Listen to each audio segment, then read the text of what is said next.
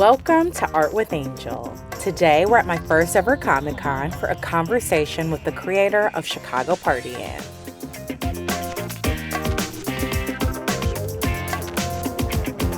Held at the McCormick Place, the C2E2 convention is also known as the Chicago Comic and Entertainment Expo. So when I got in, I headed directly to Will Call so I could find my tickets and get in and get to all the fun. Because I was hosting a conversation with Chicago Party In, I just went to the press speaker area and they helped me right out. Ooh, oh my gosh. Clearly, I was so excited to get my speaker badge. Don't mind my super dry hands. I live in Chicago. I had to do a quick little hair outfit check. I was feeling a little vulnerable because I wasn't dressed in theme, but you know, the braids were giving. Once I shook my nerves, it was time to head upstairs. I started seeing people more dressed up, like this person with angel wings, which I absolutely loved. Had to get a closer look. Once I got upstairs, there were a lot more familiar faces for someone who has never been to a Comic-Con, including the Squid Games match that was going on. And you know, I don't know how I feel about kids playing and knowing about Squid Games, but clearly it was all in good fun. Then it was time for me to head up to my panel, and I was so nervous. Showtime! So I was playing around with the camera just a little bit to get both of us in the best angle. So this is about 15 minutes into a one-on-one conversation with myself and Chris Witaske. He's the creator of Netflix's Chicago Party In. And right now he's talking about why they weren't able to get specific with the neighborhoods that they included in the show. Let's listen. Listen, people in Eastern Europe are watching this show. They don't fucking know the difference between any of this shit. All right? People in Russia aren't like, oh, she should be Sussman. Oh my god. You guys had a question up front here. Oh, yeah. Yes. So since Chicago is such a big and diverse city, what aspects of the city did you decide? Like, how did you decide what aspects of the city to put in the show? Yes. So how did we decide what aspects to put of the city to put in the show? Yeah. So our hope is that we get more seasons and then we can make 100 episodes and explore the entire, Chicagoland area, and even like have her. I have an idea of an episode where she gets stuck in the suburbs and has to like work her way through all the lame suburbs, to get home, and so for the first 8 episodes you really have to like build the world and like introduce all these characters and explain to the audience what the hell's going on. And so we chose kind of just the easiest shit, I think, for the first 8 episodes. Like we did the marathon, we did a Bears game, we did the where she lives, and so but like we've talked about before, we want her to go down to the South Side and maybe live down there for a little while and explore every single. I mean, Chicago is a city of neighborhoods, and so our hope is that we get more episodes and we can keep exploring all of them. Were there any Chicago entities that were your favorite to kind of talk about or highlight in the show? I mean, city of neighborhoods, lots of food. You have Malloran there. Just off the top of my head, like Ribfest, Giordano's, but maybe just like anything in particular that you loved. Yeah, well, and also people too. Yeah, so right. she on Twitter, I'm constantly harassing Tom Skilling, the weatherman. This poor man just wants to look at the Doppler radar, and I'm. Go ahead, you got a question? Yeah, how did you get Tom Skilling to be involved in a joke about happy endings? Right? Oh, yeah. He understood what he was saying. But that wasn't him as the actor, right? He didn't voice that. No, it wasn't actually Tom doing the voice, but I've since become friends with Tom. We had dinner about a month ago, and he is flattered by all of this, and doesn't know what the fuck it is. He's like, I understand you're having some fun with me, and he's such a sweet man, and just truly only cares about the weather, and so like including like Scottie Pippen is in a bunch of these episodes. Oh, yeah. Where, like, she keeps telling him that the other Bulls are going to come to his party, to her party, and he's like, "Where are the other Bulls?" And so putting in, I'm trying to think what are some of my favorite like institutions. I mean, we put Gibson's in there, you know, like because she would definitely be hanging out down around the Viagra Triangle, you know. But yes, so tons. I mean, there's so many Easter eggs in it. I can't even remember all of them right now. But it's the writers' room was such a blast, just coming up with random funny Chicago shit. We put the Binny's Beverage Depot in Lakeview, isn't it? Small We class. got some Binny's employees on there. Or he might have a question. I don't know. Yes. What's your favorite Chicago food? Oh my God. Okay, so my favorite Chicago food, my favorite pizza is Paisano's. It's my and Oprah's favorite. Where is that? There's several locations. There's one really close to here, right? Really? Yes, right here. And I've then I think the original is like State Street, like around the Viagra never Triangle. heard of yeah. it. That's my favorite pizza. My favorite breakfast joint is Sam and George's restaurant, S&G restaurant on Lincoln Avenue. It's just like a greasy spoon kind of place. But it's owned by this Greek family and they all yell at each other. And so I always go back there. They have like 30 different breakfast skillets to choose from. So that's another place. But I mean, God, I always gain a lot of weight when I'm here visiting. Question? Yeah. First of all, thank you for clarifying that was Binny's in Lakeview because I saw it and I was like, that's my Binny's. That's my Binny's. Can that be a new hashtag? And I was just wondering I was curious about, I guess, the legal nuts and bolts of turning a Twitter account into a TV show. Like, how much creative control do you still have over the brand and the Twitter account itself? Yes, that's a great question, and I don't know the answer to it at all. We send all this shit to apparently there's a Netflix legal team, and they like look at all this shit and tell us what we can and can't do. I could have gotten sued, and I still probably can, because when I first started the Twitter account, I just Googled pictures of short, spiky haircuts for women. The first one I saw, I was like, oh, this one's perfect. So I used that as like the avatar. And I think it's from like one of those haircut books when you like flip through at like Fantastic Sam's, you know. But if that woman is still alive, she could easily find me and sue me for defamation. So, Oh my gosh. yeah. But Netflix has a whole legal team, and they tell us what we can and can't do. They like bought the rights to Chicago Party In from me, you know. So if there was ever merch and stuff, I would have to get my lawyers involved so I can get a cut of that. Wow, get that money. Yes, That thank is you. so funny. Any other questions? Oh, Yes, You mentioned your favorite Chicago food places. We didn't mention hot dogs or beef sandwiches. that's a very good point. I didn't. I love Chicago dogs. Never put ketchup on them. Where's my favorite hot dog place? There's a place called Wrigley'sville Dogs, which is up near Wrigley Field. That is a classic hot dog joint that I love. Oh. Yeah, and then I love a good Italian beef. I get it baptize that bitch. Portillo's or Al's? So some people give me shit about Portillo's too, that it's too touristy. Oh. But it tastes great. So I don't know where people we're supposed to stand on Portillo's. Right, yeah. But I also love Al's and Johnny's and all that shit. Yeah. Oh my God, so good. There's also we got cool guest stars on this show, like that are main voices. So we're thinking of like, yeah, there's like, she has the boss at this, she works at a hair salon, she has a boss. And we wanted him to be from New York and come in and like, you know, change everything. And we're like, well, who would be good for this? And we were just kicking around names and I was like, what about RuPaul? And somebody was like, RuPaul would never do this. And I'm like, yeah, you're right. And then Netflix is like, well, we'll ask. And they reached out and asked him. He's like, I would love to. Oh my God. He was perfect. Wasn't he Like great? the boss, yeah, he was perfect. Yeah. And then I'm like hanging out with Ru on these Zooms like all the time. He calls me bitch. That's it. That's his nickname for me. Hey, bitch. And yeah, so now Oh, RuPaul and I man. are friends. That Yeah. is so And Bob Odenkirk plays the like hippy dippy juice guy, Feather.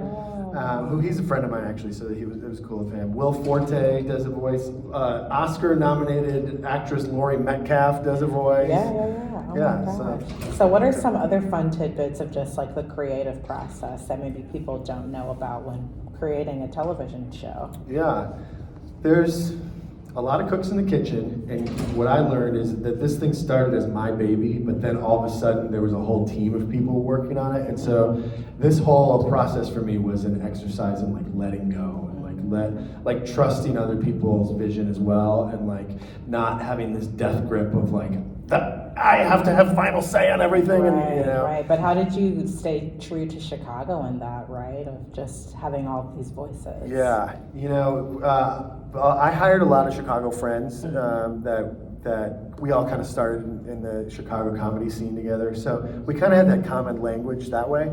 I was the one who was constantly like, we need more Chicago shit. Like, I wanted like, we need to put Tony Kukoc in here from the Bulls, and like, and they had to pull me back. Like, no, Chris, it can't be this specific. Like, it has to be kind of universal for the world to enjoy. So that was definitely though like a balancing act the whole time writing it. Yeah, no, that's really hard. But yeah, yes. So, dumb question. Has it ever been considered to like ask Chicago's mayor to star in an episode?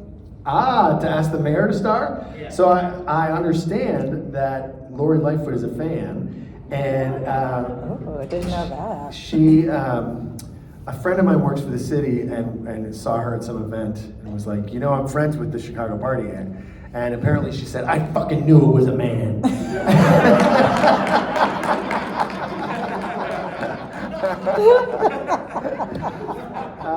But she also, just to address that, like I just started this like because I know women like this and it was just funny. But We all know or have an Aunt Diane, Right? Or an Aunt Dee Dee, right? Yeah. I just being here for 2 days, walking around, I've seen like 10 of them in the wild. Yes. Like, they're real. It's great. Like the spiky hair, the bedazzled jeans. Red, usually yeah. like frosted tips. Maybe, Yes. Yeah. Yeah. Mhm. Ripping a cig in the Boot morning. shirt. and- Yeah. So, but there was some shit about like, oh well, it's a guy behind it, and you know, I never when I started this was I like I'm gonna pretend to be a woman, you know, like it was just oh my god, I know women like this and they're hilarious, and so I'm gonna like start a joke about it. But Lori Lightfoot's a fan. Mayor Rahm Emanuel is apparently a fan of it. I would hope at some point they would give me the key to the city. As some kind of a thank you. That would be great. But no, yeah, we might reach out if we get more seasons and see if she'd be into it. Wow. Yeah. So then what other projects do you have kind of coming up for the new year, right? You said Party Ant Season 2 or Part 2 is dropping around February. Yes, that we don't know exactly, but we know it'll be in the new year. So next 8 episodes, in my opinion, the next 8 episodes are even funnier than the first 8 episodes. So I'm excited to share those. What else am I doing? I'm in an episode of Curb Your Enthusiasm coming out soon. I got to yell at Larry David. That was a dream come true. I get to call him a skinny little bitch. That I think is either next week or the week after on Curb. I'm in Judd Apatow's new movie coming out called The Bubble. Oh, wow. That Curb episode airs in a few weeks, 2 or 3 weeks? I think so. Okay, I think it's okay. either this next episode or the episode. Oh, okay. Yeah. We'll be on the lookout. Yeah. So, yes, a new Judd Apatow movie called The Bubble, where the movie is about trying to make a dinosaur movie during the pandemic. And so it's like behind the scenes of like making a like Jurassic Park kind of movie, and then everything goes wrong. And so that was really fun to be part of. And then I'm in these progressive commercials. I played one of these guys who's turning into his dad in these progressive commercials that and I've been in 5 of those, and I'm shooting another one next week. Oh my God. So those are fun. So we'll see you age like with each commercial, right? You'll get older. Yes, my natural aging, you'll see me. Yes. My dad texts me every time that commercial's on. It's on again! I'm like, I know, Dad, it's a national commercial. They play all the time. Oh my gosh, that's so But yeah, and then I'm kicking around some other projects and stuff. But yeah. That's cool. So, I mean, do you have maybe any tips? I mean, I assume everyone in the audience are just C2E2 fans that are here to celebrate this weekend. But for someone to go from a comedy and just kind of performance background to take on that role as a creative executive, what was it? I mean, you've talked about what it was like making that switch, but maybe just words of encouragement for other creatives that are wanting to monetize their work that much more, right? Yeah. And being involved. For sure. First thing I would say is Chicago is a great place to get your start and like cut your teeth. For me, it was about like doing Second City, and there's a bunch of other improv theaters in town. But like being able to like fail, like fall flat on your face and get up and get better and perform in front of an audience. And So I did that for years and really like feel like I was able to hone my skills here. The advice I'd give if you want to like be a creator is do what you think is funny and what you like to do, because a lot of times that's the best stuff, and people can tell when it's coming from a genuine place rather than like, I audition for so many shows that I know like I wouldn't want to be a part of this. Like it's just not my voice, it's not my sensibility. And so I feel like I'm like kind of selling my soul a little bit when I'm like doing it, you know? Auditioning for some of these shitty sitcoms and stuff. No offense, they're great. But You didn't say the names, it's okay. right. But with this project, I was like doing what I think is funny and just putting it out there, and people responded to it. So I would say stay true to your artistic vision. And then what about just from a comedian standpoint for folks looking to kind of break into comedy, stand-up, just being funnier on a more daily basis? Yeah, I think developing like a sharp improvisational muscle, I think is really good. And this is the place for that, Chicago, certainly. I don't really do much stand-up, it scares the shit out of me. I would rather be on stage with a group of people with nothing planned than by myself, like, doing my act. Right. So actually in LA, I've just done a lot more on-camera work, and film. Script reading. Yeah, exactly. Okay. My dream gig is like a role where I can improvise and kind of make it my own.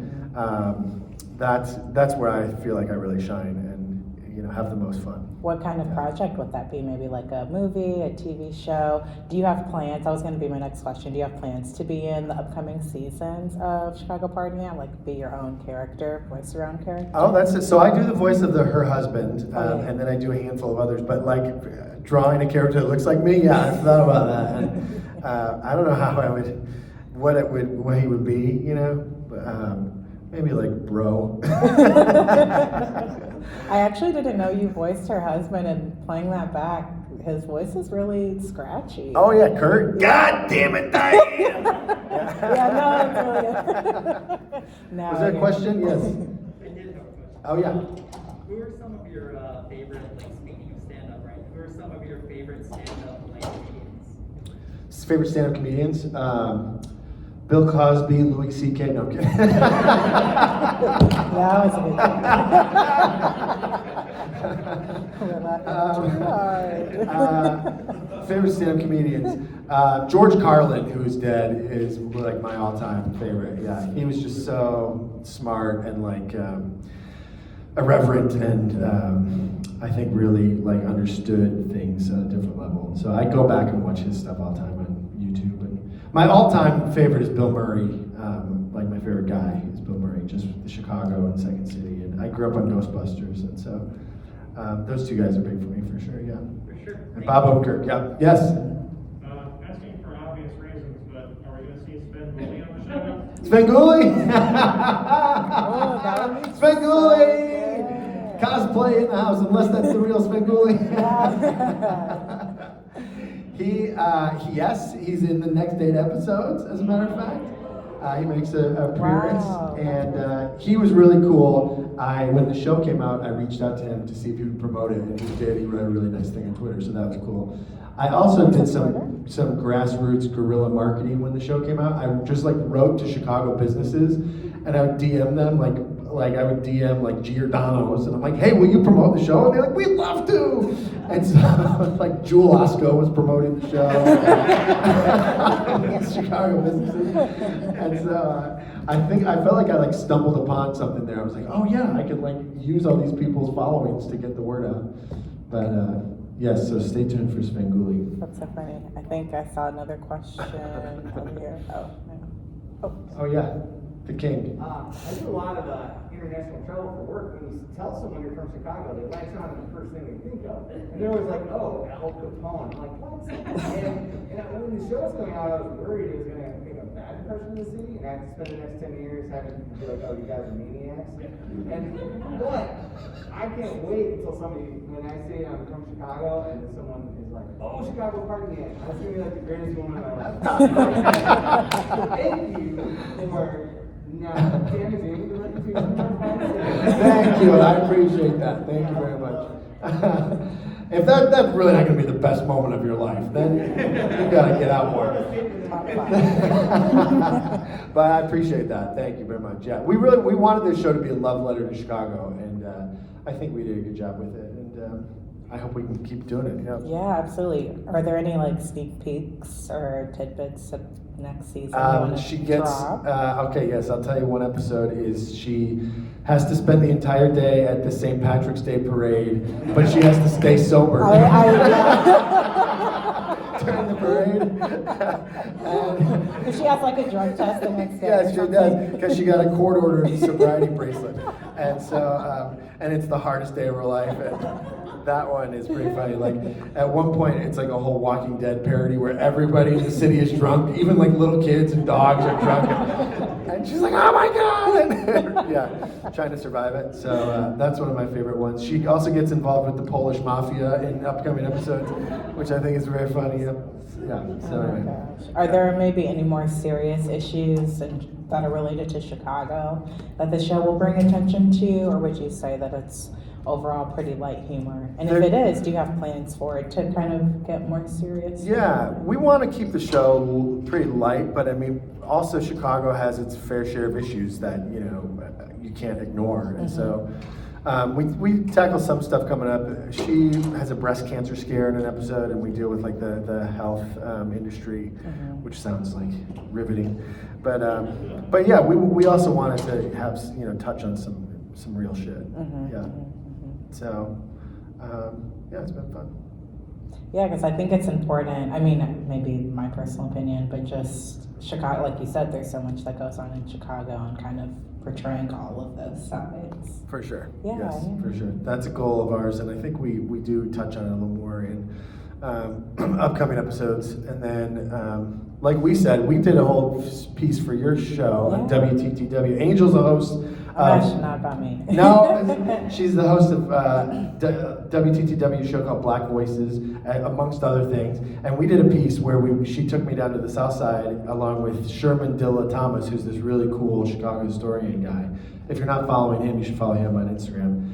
But we went to Lem's Barbecue, which is like a South Side staple, and they showed me some neighborhoods down there and stuff. And it was cool to branch out. I don't go down there very much, and so it was cool to see another side of the city. Yeah. Absolutely. And so, are there any other neighborhoods that you kind of take us into in season 2 that we get to see a little bit more of, or is it kind of specific to the north side and like central? No, she explores more. She does.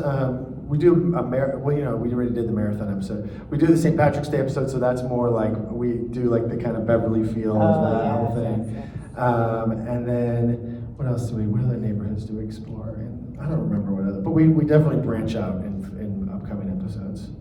It's been a while now since I've seen these things, so I can't forget. But yeah. Wow, that's awesome. And so, are you all in the works for the 3rd part of the series, like in the early stages of preparation? No, so we're waiting for Netflix to hopefully Okay. give us more seasons. So Is there anything that maybe fans can do to push that along, maybe? yes, tell your friends who live outside of Africa, Russia, and Eastern Europe to watch the show. So everyone knows. It is crazy. I mean, there's so many shows on Netflix that it's easy to like get lost in the shuffle, And so we've really tried to do grassroots marketing and like try to get the word out there.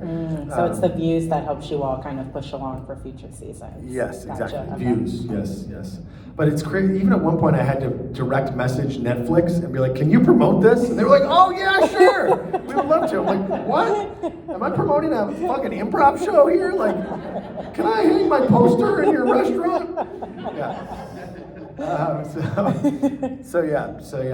Tell your friends. Oh my gosh. Yep. So then when you do get started, because we're optimistic for that season 3, what's the creative process like of how long it takes from being in the writer's room to the show making it to Netflix? Yeah, the writer's room process is like when we sit down with nothing to like breaking a whole season or whatever. That takes like a good 3 or 4 months of like every day in the writer's room.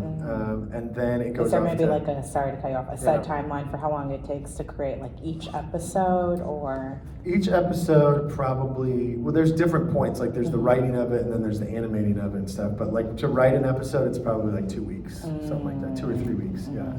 So And then the animation process is its own thing where it starts with like these sketches, and then they do something called what the hell's it called? An Anna or something. And then there's like a rough draft of it and stuff. And the whole time you're giving notes and doing the recording. It's this whole long ass process. Wow. So, yeah. Oh, looks like one question. Yeah. Oh, Hey. sorry. Are there any brand partnerships planned? See you guys. Thanks for coming. Brand partnerships? Yeah. I'm in talks with Watoski about doing some shit.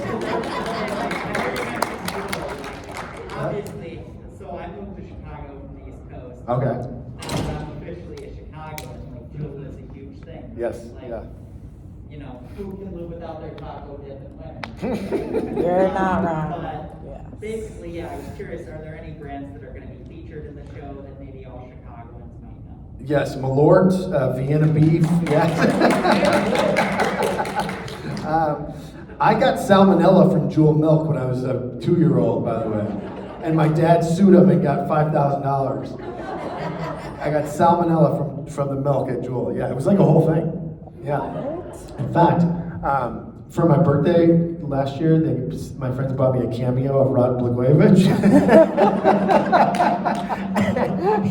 It was right when he got out of jail. And you know how most cameos are like, hey, it's so-and-so, happy birthday, hope you have a great day. This thing was 5 minutes long, and he was talking about how he's innocent and like... Oh my God. So that cameo makes a cameo. Yes, I have it on my phone. And so then, but my friend said he got, mentioned that he got salmonella from Jewel. And so Anna, he's like, and I understand you got salmonella recently from Jewel. Yeah.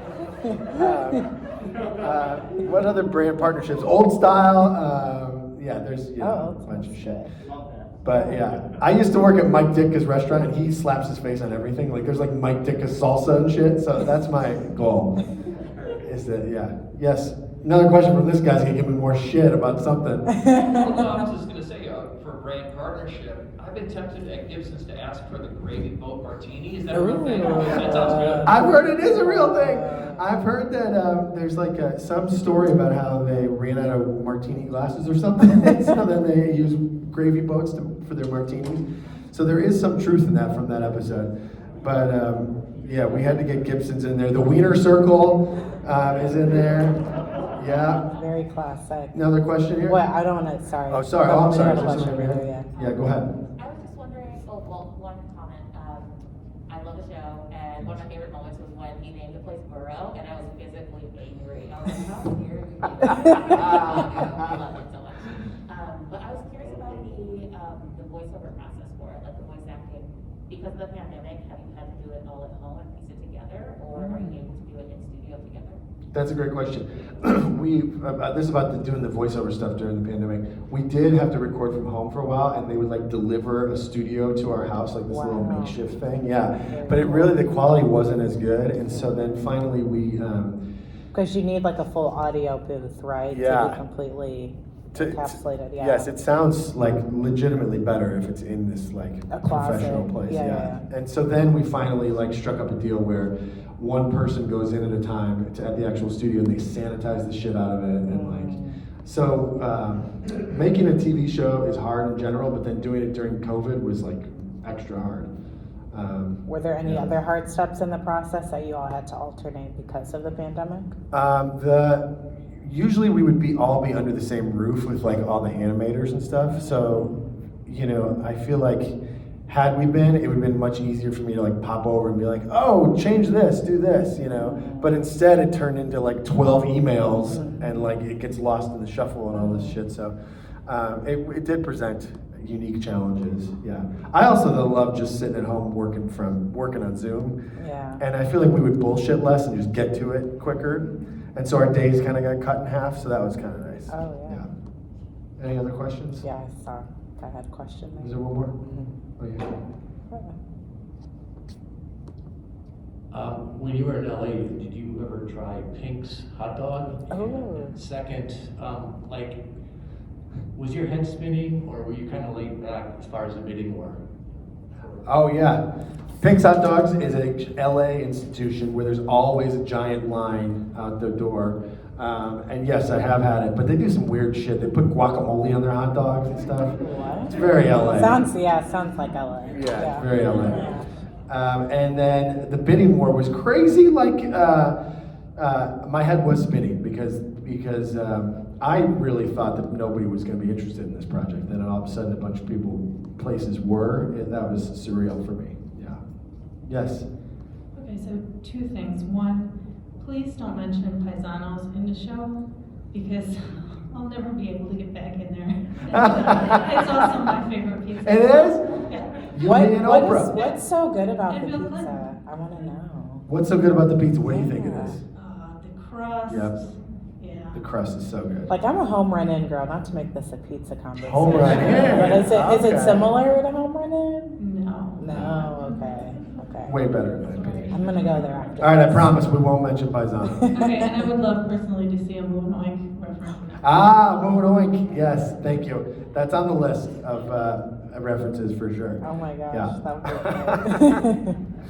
It really is a dream job. I just get to like come up with all this different stupid Chicago shit and put it on Netflix.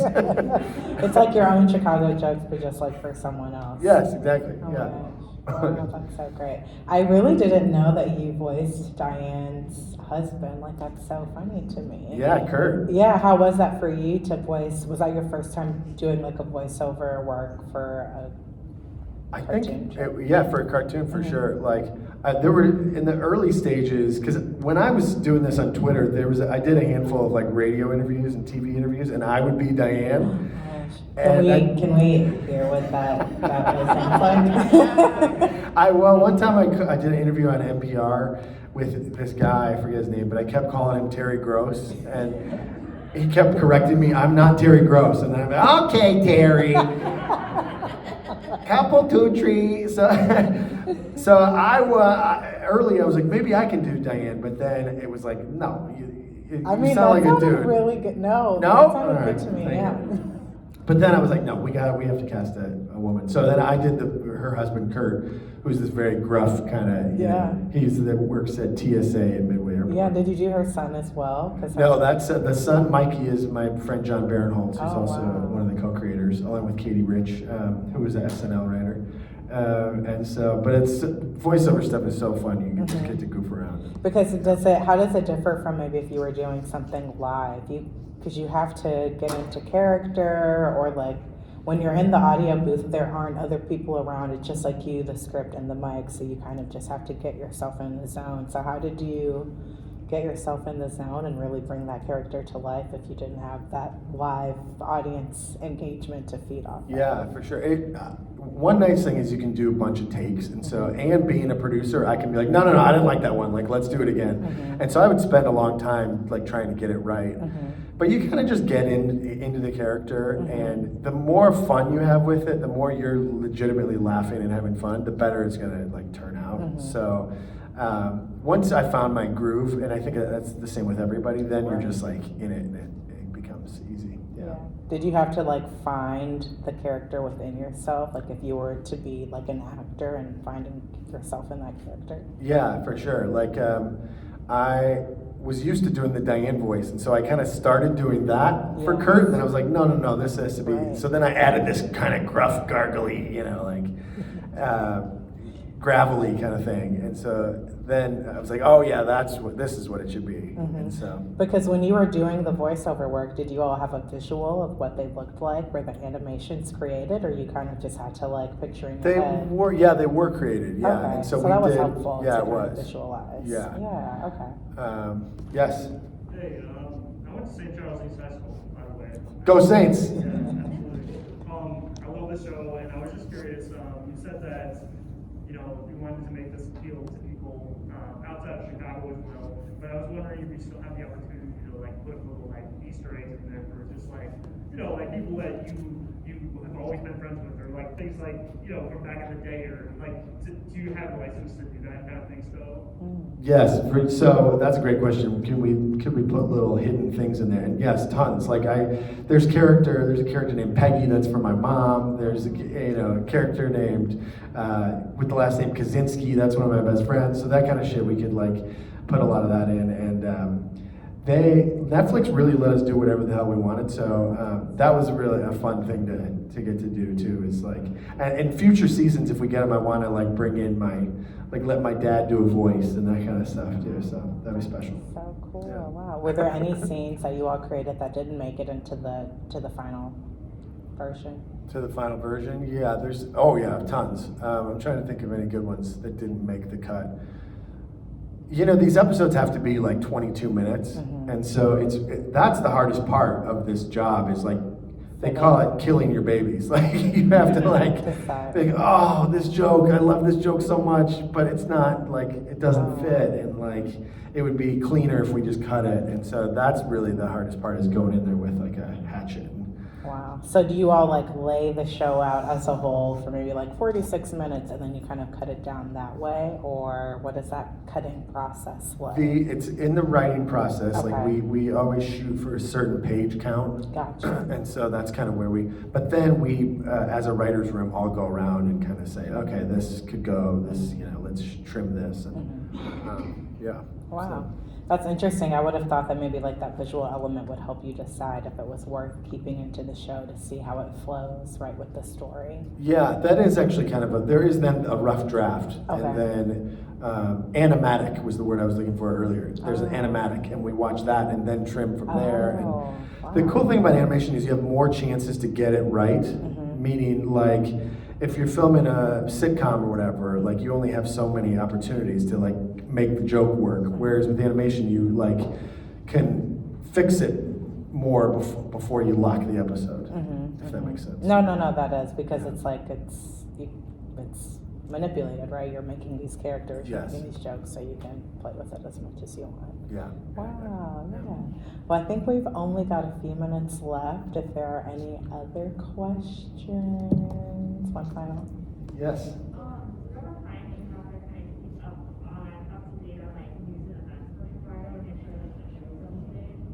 Oh my God, yes. That's my whole life, all day long. On Twitter, I follow tons of Chicago stuff, and so I'm always looking for something to tweet about that, put it through her point of view, and I've gotten really good at it, I think, like looking for, funny takes on things and stuff. The thing about the show, it can't be too topical because, it comes out like a year after we have like locked it or whatever, and so in the writing world they call it like evergreen. Like you need evergreen jokes that like it doesn't matter when it comes out, it'll still be funny. So whereas like South Park, they can do shit because it's like a 2-week turnaround or whatever, so they can like do way more topical stuff. So we try to keep our stuff pretty evergreen for this show.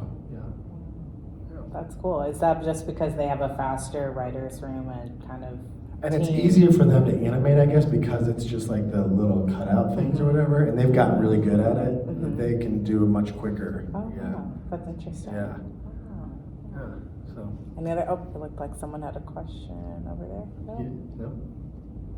Yes. What is the real Anthony you think of the show? What is my real aunt think of the show?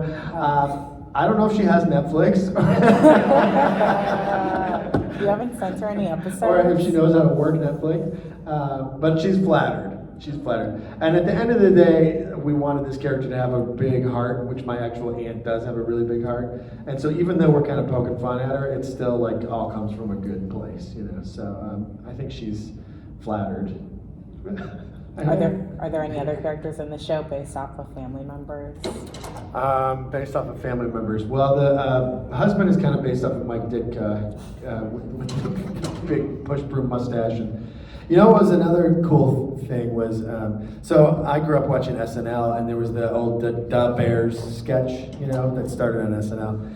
And one of the writers, so Bob Odenkirk wrote that along with a guy named Robert Smigel, who's like a big time SNL writer. Oh, yeah.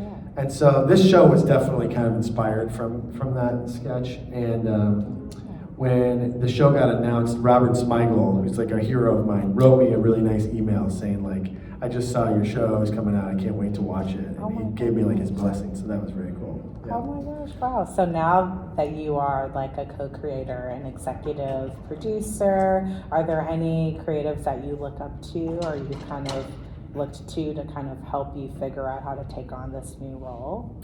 So Bob Odenkirk is a friend and a kind of a mentor to me, and he's always there if I have any kind of questions. He's done it all in showbiz. In fact, his new book just came out called Comedy, Drama, because most of his career he was doing comedy, and then now he's doing like Breaking Bad and stuff. Yeah. Oh yeah. And so he's always like a phone call away for advice. So yeah, it's been cool. Yeah.